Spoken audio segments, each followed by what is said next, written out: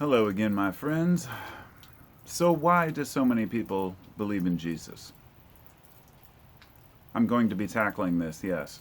And therefore, if you are somebody who can handle it, I welcome you to join. I guess this would be a trigger warning. If you are a very dedicated Christian and you feel you might be offended, you're welcome to turn this video off now. The research and the surveys show that approximately 64% of Americans identify as Christian. 64%. So that's about 2/3. And that may sound like a lot, and it is. But 50 years ago, 90% of Americans identified as Christians. It was almost like you had to. And this was because circumstantially we had a strong pressure to consider ourselves a Christian nation, when in fact that was never the case. And there has always been an argument about the founding fathers being Christians or not Christians, which they weren't all Christians. The whole idea was freedom of religion and freedom from religion and pressure of religion. And this was because there has always been this imposed will of those who want to convince you that what they believe to be true is true. And often this comes with donating money, giving taxes and tithes to the church. And it's been a business for a very long time. This discussion is going to be off the cuff, as usual, but it's based on my lifetime of religious research. I've always been fascinated with religion. I have to pick this leaf because, there we go. Well, that's not helping. I have a dripping gutter that's making this slapping sound. So that's real. That's what really happens. That was Jesus trying to stop me from talking. No, I'm going to try to do this completely honestly and non-offensively. I'm not here to bash religion, and I want to make that clear. I'm here to talk about what amazes me is that so many people in the modern day still believe that Jesus is the only path to salvation, if salvation is even possible. And I'm not here to question that. I have read plenty. When I was 16, I read Revelation when I was like 16, and I have a few copies of the Bible, and I have not read it all by any shot, but I've read plenty of chapters, enough to know that it's very hard to decipher.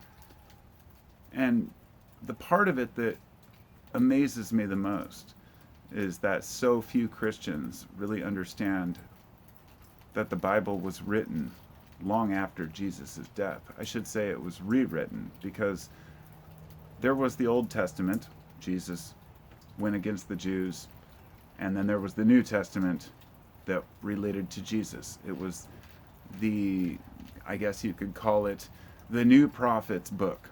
However, I think that in order to be totally honest, Christians would have to say it's very similar to what happened with Joseph Smith. And when Mormonism was founded, it was also considered to be the new Christianity. So Christianity was the new Judaism, and Judaism was the new Christianity. Now, if these things had taken off on their own, that would have been one thing. The reason Mormonism took off was because they went out to Utah with dedicated followers and continued to have many, many, many children and instill the fear of God in these kids and get them to believe that Joseph Smith had actually been given these golden plates by God. He deciphered them in the dark. The whole story is absurd. It's even, I would say it's almost on par with Scientology, and which is absolutely absurd, yet people still believe it. And I think it's important for Christians to be able to look at other religions and at least admit that it's very easy to be pulled into believing something because it's convenient. And to talk about it that way makes me come across as someone who's trying to convince people not to believe, and that's not the case at all. I'm actually fascinated with our attachment to belief in something greater than ourselves, because I believe that the universe is conscious. I believe the universe responds to us. I am religious in my own way. Yet when I talk to Christians, They always tell me I'm wrong. And when I talk to other people who consider themselves, I guess, spiritual, whatever term you want to put on it, they never tell me I'm wrong. They never say, oh, yeah, well, you have to do it this way. Yeah, sure, there's plenty of people who think you've got to meditate in a certain pose and you've got to say a certain mantra. All that's nonsense. All of it. Everything. There's no seeking enlightenment through one path. It's a multifaceted jewel, and you cannot see any other side of the jewel from the side that you're on. You can see a few of the facets, but you can't see them all. And I always think of life like that. And you'll never be able to grasp the whole. And that's where the metaphor comes from, that if you look at God, you will die or you can't handle it. It's that simple idea that you can't process the truth. You can't handle the truth, if you will. You can't handle the truth. So we create convenient lies instead. And I believe Christianity is one of the greatest lies ever perpetuated, but that it's self-perpetuating itself, so therefore it wasn't really perpetuated, but rather it's a self-perpetuating falsity. Does that matter? No. If people want to believe, they can believe. I do think that teaching your children that if they do certain things, they'll go to hell, or punishing them for doing things that you think are sinful, that kind of, I guess that goes on the, if you look at it from another perspective, there are many parents out there who maybe don't know how to raise their children properly. And so perhaps through time, it could help people. However, that does bring to mind the old Bible quote, what was it? Spare the rod, spoil the child. Don't spoil the child, spare the rod, or don't spare the rod, spoil the child, or yeah. Basically beat your kids when they don't listen. So I guess that goes back to, kind of old-fashioned ways. But the most fascinating aspect of Christianity to me is that the Bible, the New Testament, was written decades after Jesus' death. In fact, up to, I believe, 200 or 300 years after Jesus died, if I'm not mistaken. There was the Council of Nicaea, where a bunch of white guys with robes and beards got together and decided which books should go in the Bible. Now, they weren't inspired like Jesus was, so supposedly they just decided we're going to not put in other books, even though if you're talking about a whole bunch of stories that are all the Word of God, and you're going to omit the book of Enoch, which was originally the first part of the Bible. It was kind of this, I read about it years ago, it's been a while, but it was basically like, let's just get to the Jesus part, ignoring the deeper, darker parts of the Bible that really are important to questioning. Here's the thing. I believe that the Old Testament contains many secrets that we cannot understand. I believe that the flood myth was not a myth at all, but that the earth suffered a major cataclysm. This could have been from the Younger Dryas period, which is what a lot of people suspect, that, around whatever 13,000 years ago there was a major flood, but really it was a comet that created major impacts all across the world. And, a major comet impact, there's a lot of evidence for that, over a long location can cause both tsunamis, flooding, storms, and as well, basically a winter, a nuclear winter, if you will, but a comet winter, I suppose, where crops won't grow for a while. And we don't have perfect records of all those times. And during the harshest times, a lot of people didn't write about it. And then when people would invade another culture, they would burn all their records because they didn't want to. This is one of the aspects of religion that bothers me the most, is that people will, invade another country and try to take land all through, the last 5,000 years, and they will instantly burn anything they can that has records of the other person's religion or belief system. This is why people set so much stuff in stone. You can't just destroy stone that quickly. And that was their only option, for longevity. These history is barely understood. There was a lot of bullshit that went on, but some of these cultures were around for 1,000 years or more, and you've got to really pay respect to that. I mean, the U.S. is probably going to fall apart quicker than that. So the empires of the past have taught us a lot of lessons. And usually the empires would use religion as a way to convince soldiers to fight for their religion, if you will. And in that sense, people would think that they're righteous. They'd think they're doing the right thing. And they weren't. They were fighting for somebody else's whims on the pretense of God. And this is what bothers me about belief systems, is that they tell you what God wants and who God is. And I think that's bullshit. I think each person finds that themselves. But some people do need a group of people who can believe what they believe. And so Jesus, back to the point here, if I were to tell you on the second coming of Jesus, I'm making a joke, of course, but you wouldn't believe me. If somebody who looked like what you think Jesus looks like were to appear on the scene and walk across water and start healing the sick, you wouldn't believe it either.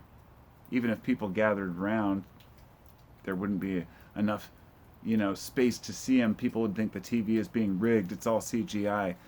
But even if that CGI, none of that existed, people just aren't willing to believe it. It wouldn't matter. It really wouldn't matter. I think that we're stuck in a world right now where people won't believe anything. They'll believe it's some kind of an alien invasion fakery, or what they would call a psyop, if you will, and psychological operation. It's just a weird time to be alive, and therefore it seems like we need to update ourselves on what we think to be true. And I'm not saying that we should abolish religion. I'm not saying people shouldn't believe in something greater than themselves. But I'm still trying to understand the mentality of the Jesus thing. It's always been on the back of my mind that people are looking for an individual, a person, a living human being, to be their representative to God, a middleman, if you will. And that's never felt right to me. I've always felt that if you're born into this world, you're fully able to contact God yourself. You don't need Jesus. You don't need a priest. You don't need a preacher, a pastor. You don't need anybody who wants your money, especially. The only thing you need to be true to yourself is yourself. Because ultimately, anything that's available should be available to a human who lives lone in the woods, right?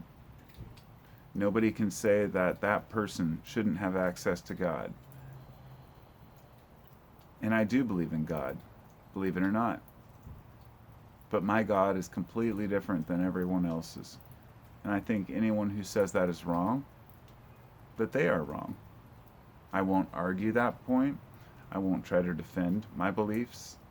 I will never argue that what I think is true is correct, because I'm very open about it.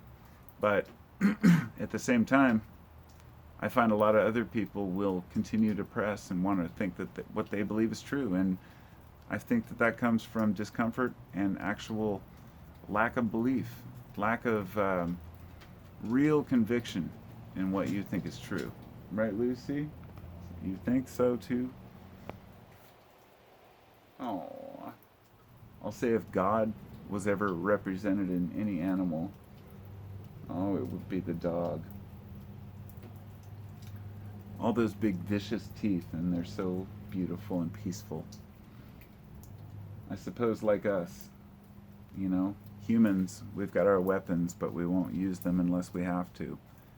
And my dream would be that those weapons are never used, ever again, for the sake of a God or a belief system. And the damage that religious, people have done, not religion itself. I can't blame belief systems, because people take what they want out of it and they believe the way they want to believe. Not everybody's a Bible literalist. I've talked to plenty of very intelligent Christians who say, well, it's a metaphor, they get it. But if you dare go to your church and say Jesus is just a metaphor, representation that goes back far before him, that in more ancient cultures there were Jesus-like characters who were also, born and died and crucified, and 3 days of darkness. And when you remember Zeitgeist back in the day, bringing a lot of those old stories together, where really there's a reason why December 25th is the day it rises again. Literally, the sun in the sky starts rising again on the 25th.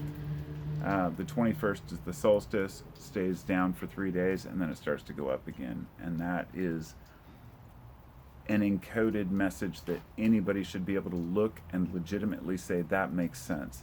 Yet, Christians won't look at it that way. They will not look at the metaphors. And anything worth encoding is worth encoding in story, because people will not pass down technical knowledge the way they will a good story. And that, my friends, is why the Bible is completely loaded with metaphorical stories, many of them written a century apart, I believe. And it doesn't matter, because they're stories that endured. They're parables, they're tales, they're ideas. So it's not about disputing or disagreeing with religion. It's about saying, come on, let's look at this rationally. Nobody, and I mean nobody, has a monopoly on what's true when it comes to God. Not a single person out there can comprehend what God is. Therefore, you are totally open to devise your own ideas and opinions about it. And if anybody shames you for that, then shame on them. And that's the way I see it. So, thanks for coming, and I'll talk to you next time. I can't see the camera, how much time I've had elapsed here. Okay, 17 minutes. Gotta close the door. Hold on. Real life shit. I got my door with the sign hanging on it that says making a video, and the dog pushed the door open, so I had to close it, and here we are. I want to tell you, as a final note, I think about this stuff a lot, and I have a lot for the last, my whole life. Belief in a higher power or universal truth or God is something I think about all the time, and I want to make it very clear that even the most devout atheist thinks about it all the time too. You can't get away from the fact that you're immortal. You can't get away from the fact that one day you are going to die. And when you get in touch with that and you acknowledge it, it's a weird feeling. Like, I don't want to die, but I said it's the number one thing that people fear, and I'm going to spend time conquering it. And I feel like I have. I will do everything I can to survive, but when my time comes, it is what it is.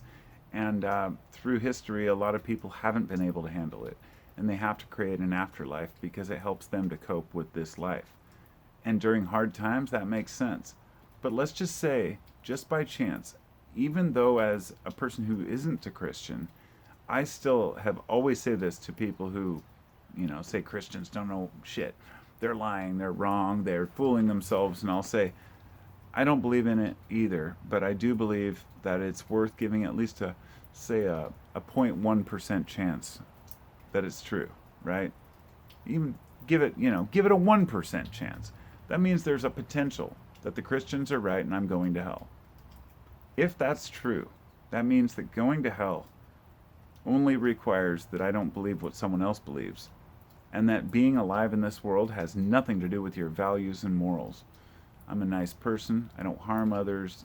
I do everything I can. So if just saying fuck a few times or Jesus Christ sends me to hell, then I'd rather be with good company, which will be everyone else I know. So the whole thing is that it's not about, to convince people. It's always been out of fear. And this is the conclusion I came to of all the belief systems, whatever it might be. If you believe out of fear, then your belief is harmful to your well-being in this life. But if you're willing to sacrifice your well-being in this life for hopes of a better life later, I honestly wish you well, and I hope that it works out. And I hope there is a heaven. I really do, because I don't want to see anyone suffer. I just want people to acknowledge that this life and this reality is totally worth grasping and hanging on to, and not being obsessed with something that might come later. And you don't need Jesus to be a middleman between you and God. And I firmly believe that. And I could be wrong, as I said, but I really don't think so. There are plenty of different belief systems out there. My God is nature, and nature is my God, and I am part of nature.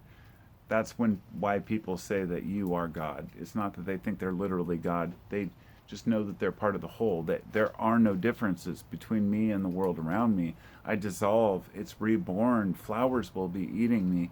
It's pretty amazing. We don't know why. But having true faith isn't about what you read or what's in a book or what someone tells you. True faith comes from experience, laying down and being quiet and letting the universe tell you what matters. Mushrooms help. Thanks for listening, and I'll talk to you next time. Peace out.